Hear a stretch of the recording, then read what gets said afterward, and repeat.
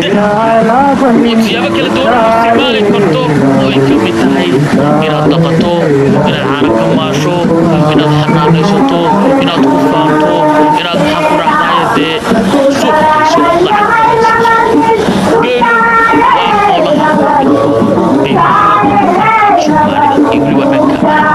waxaad idin muuqdo fiidiyowgaani maaha Soomaali waa carabi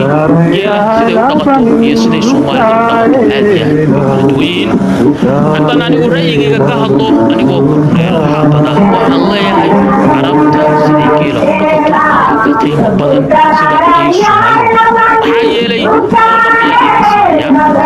Soomaalida duubkaasi ku sii daysaa geelu biyo fiican ma helo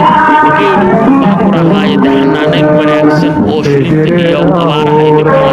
lala maro ma hela carabtu ilaasi ku geela